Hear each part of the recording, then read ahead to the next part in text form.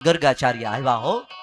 જ્યાં ગર્ગાચાર્ય આવ્યા ત્યાં તો તરત યશોદામાં, પેલાના જમાનામાં જ્યારે કોઈ પણ આચાર્ય, બ્રાહ્મણ, વિદ્વાન, પંડિતો આવતા ને એને કાચી સામગ્રી આપવામાં આવતી. સાધુ સંત આવતા ને ઘરે તો એ જમી ન લેતા, એને કાચી સામગ્રી આપવામાં આવતી.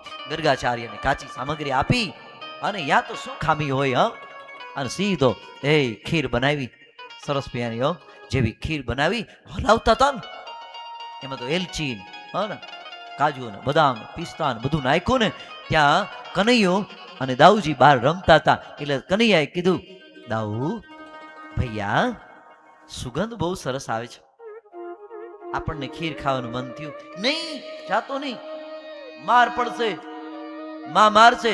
ઈ કે લાફો ખાવો છે પણ ખીર ખાવી, ગમે તેમ થાય મારે ખીર ખાવી. તો કે તો જા.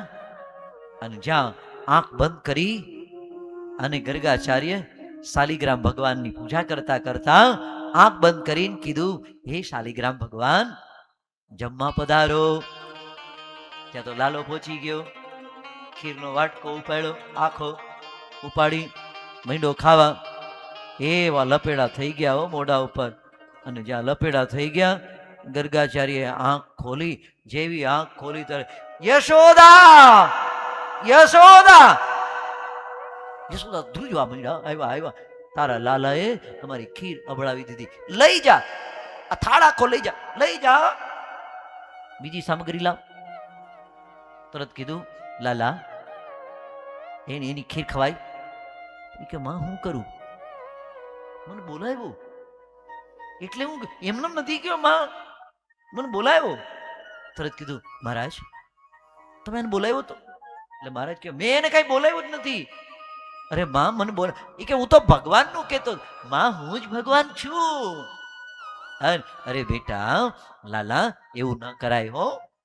અને વળી પાછું બનાવી પછી કીધું, યશોદા તારા લાલાની ગોદમાં બેહાડી દે, ખચકાવી લે.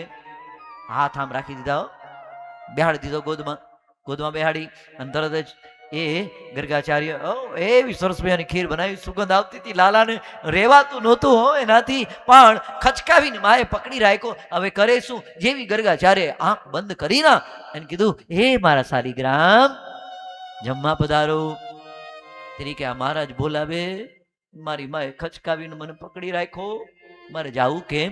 ત્યારે તરત કીધું લાલાએ, એ નિંદરડી જરાક મારી માની આંખમાં આવતો. અને જ્યાં યશોદાને જોલું આવ્યું, હળવેકથી હાથ ખોલી કનૈયો અહીંયા પહોંચી ગયો, ખીરનો વાટકો ઉપાડી માંડ્યો ખીર ખાવા. અને જ્યાં ગર્ગાચાર્યની આંખ ખોલીને કીધું, યશોદા. યશોદા ધ્રુજવા લાગ્યા, આંખ માર જોલું આવ્યું તો. અને ત્યારે તરત કનૈયા પકડી લીધો કનૈયાનો. તારે જમાડવા જ કે નહીં? યશોદાને કીધું, તારે જમાડવા જ કે નહીં? અરે મારા આંગણેથી ભૂદેવ ભૂખા જાય એ તો મને નહીં, હવે આને પૂરી દે. રૂમમાં પૂરી દીધો કનૈયાને, અંદર બંધ કરી દીધો. જ્યાં બંધ કરી અને પછી તો ગર્ગાચાર્ય પણ સામે બાહો આમ ફેડ્યો, કનૈયા 2 વખતથી મારી રસોઈ અભળાવી દે એમ. અને કનૈયો બારી ખોલી એની સામે જોઈ, અને એની સામે ગર્ગાચાર્ય પણ એવા એની સામે એવી કઢી ખીર બનાવે. જોઈ લે હવે કે તું કેમ ખાજો ને હું જોઉં. હવે કે પૂરી દીધો ને, એવું એવી સુગંધ આવે, વધારે બધું નાખે એલચીનો, એવી સુગંધ આવે. સરસ મેની ખીર બનાવી, આંખ બંધ કરી. અને હવે એને તો નિશ્ચિંત હતા કે હવે તો કનૈયો નહીં આવે. પણ કનૈયાને કઈ દરવાજા નડે. આંખ બંધ કરીને કીધું, શાલિગ્રામ જમવા પધારો. ત્યાં તો તરત એ દરવાજામાં સીધા. પણ આ વખતે ભગવાને નક્કી કર્યું, બ્રાહ્મણને બહુ હેરાન ન કરાય.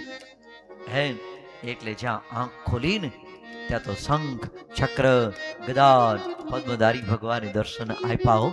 એટલે તરત જ ગર્ગ, અરે પ્રભુ આપ ચૂપ, બોલવાનું નથી કઈ.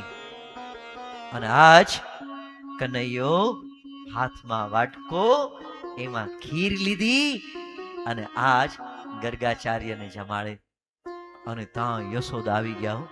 અરે કનૈયા મહારાજ, ત્યારે મહારાજે સામેથી કીધું, બાળકનો વાંધો નહીં. એટલે યશોદાને વિચાર આવ્યો, આ કનૈયાએ આને શું જાદુ કરી દીધું? એને કીધું બાળકનો વાંધો નહીં. એટલે તરત એ કે નહીં નહીં નહીં નહીં, બાળક ભલે બાળક ભલે બાળક તો જમાડી શકે, અને બાળકનો કોઈ દો. તે દિવસે બાળક તે દિવસથી અણસમજુ બાળક હોય ને એનો કઈ વાંધો નથી. એટલે આ બાજુ બેસી ગયા હો, અને તરત ગર્ગાચાર્ય થી રહેવાનું નહીં હો. એટલે તરત જ ગર્ગાચાર્ય બોલ્યા, અરે યશોદા યશોદા, તારો લાલો તો સાક્ષાત. જામ બોલ્યા ને ત્યાં તો ભગવાને કીધું ચૂપ. તે તો આમના હાથ રહી ગયા. કેટલી વાર સુધી આંખો આમ ઊંચી થઈ ગઈ. એટલે યશોદાને એમ થયું કે મહારાજ પધારી ગયા, રહ્યા ગયા. પાણી છાંટ્યું અને પછી આમ આંખ ખોલી. પછી તરત કીધું, એ મહારાજ તમે શું કહેતા હતા? સાક્ષાત શું કહેતા હતા? એટલે તરત જ મહારાજે કનૈયાની સામે જોયું. એટલે કનૈયાએ આમ આમ કર્યું, કીધું તારો લાલો તો સાક્ષાત ગુણોનો ભંડાર છે.